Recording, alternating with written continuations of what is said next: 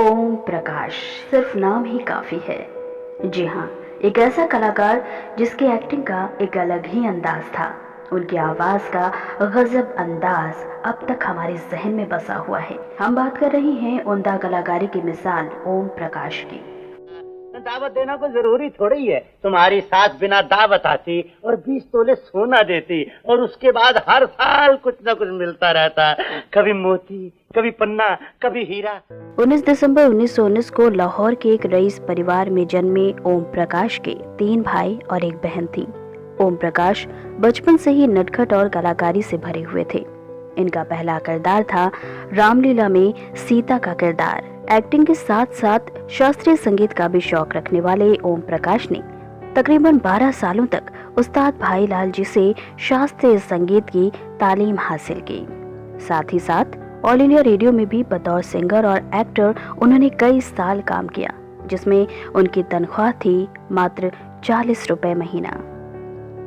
Om Prakash ji all India radio में नाटक लिखते भी थे और उसके कैरेक्टर को निभाया भी करते थे, जिसकी वजह से ये फतेह दीन के नाम से ऑल इंडिया रेडियो में फेमस थे। लोग इन्हें इसी नाम से जानते थे।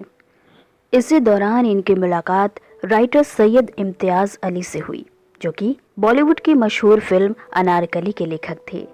इसी मुलाकात ने इनका रुख फिल्मी दुनिया की तरफ मोड़ दिया, जिसके पीछे एक बड़ी ही दिलचस्प कहानी है। दरअसल हुआ यूं कि ओम प्रकाश साहब किसी शादी की पार्टी में लोगों को अपने अंदाज में हंसा रहे थे। तभी एक जबरदस्त डायरेक्टर दलसुख पंचोली की नज़र ओम प्रकाश पर पड़ी और वो ओम प्रकाश के इस अलग अंदाज से काफ़ी इम्प्रेस हुए। जब ओम प्रकाश फंक्शन के बाद जम्मू चले गए तो उनको एक टेलीग्राम मिला, जो कि डायरेक्टर दलसुख पंचोली की तरफ से आया हुआ था। उसमें लिखा था कि आप जल्द से जल्द लाहौर आ जाएं। पहले तो ओम प्रकाश साहब को यकीन न हुआ, लेकिन फिर घर वालों के कहने पर वो लाहौर चले गए और वहां से डायरेक्टर दलसुख पंचोली को उन्होंने फ़ोन किया तो दलसुख पंचोली ने फ़ोन पर कहा कि मैं किसी ओम प्रकाश को नहीं जानता। इसी बात पर ओम प्रकाश साहब का दिल टूट गया। मायूसी के साथ वो पास ही की पान की दुकान पर जा बैठे। वहाँ उन्हें प्राण साहब मिले। उन्होंने बताया कि पंचोली साहब ने आपको बुलाया तो ज़रूर था, लेकिन वो किसी ओम प्रकाश को नहीं बुला रहे थे, बल्कि रेडियो के फतेह दीन को उन्होंने बुलाया था। आप जाएं, उनसे मिलके अपना नाम फतेह दीन बताएं। तब ओम प्रकाश ने ऐसा ही किया। यहीं से शुरुआत हुई ओम प्रकाश के फिल्मी सफ़र की। इनकी पहली फिल्म रही दासी और उसके बाद धमकी। एक के बाद एक फिल्मों में ओम प्रकाश ने अपना करियर जमा ही लिया था कि भारत का विभाजन हो गया और उस माहौल में वो किसी तरह से हिंदुस्तान आकर बसे और परिवार से दूर मुंबई में ही तंगी के दिन गुजारने पर मजबूर हो गए।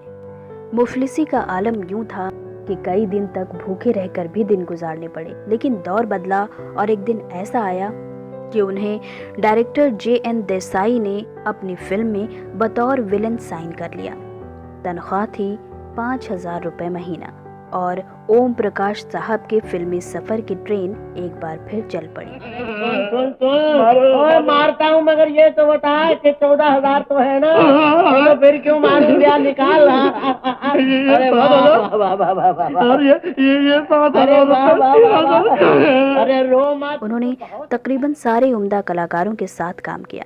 इनका अंदाज कुछ यूं था कि किरदार चाहे जो भी हो, ओम प्रकाश साहब अब हर किरदार में अपनी छाप छोड़ जाते। एक्टिंग के साथ साथ ओम प्रकाश जी ने फिल्में डायरेक्ट और प्रोड्यूस भी की।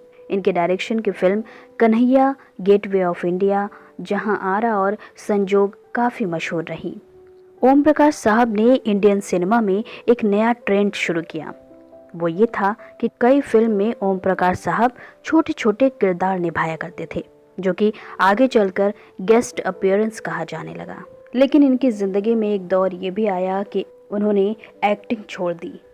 ओम प्रकाश और उनकी पत्नी प्रभा के अपनी कोई औलाद नहीं थी, इसलिए उन्होंने अपने भाई के बच्चों को पाला था।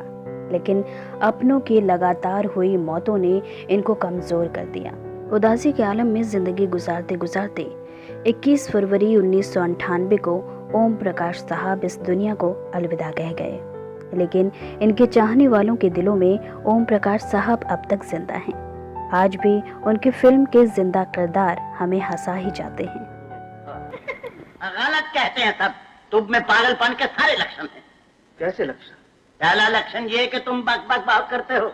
हाँ साहब, ये दोष तो मुझ में है।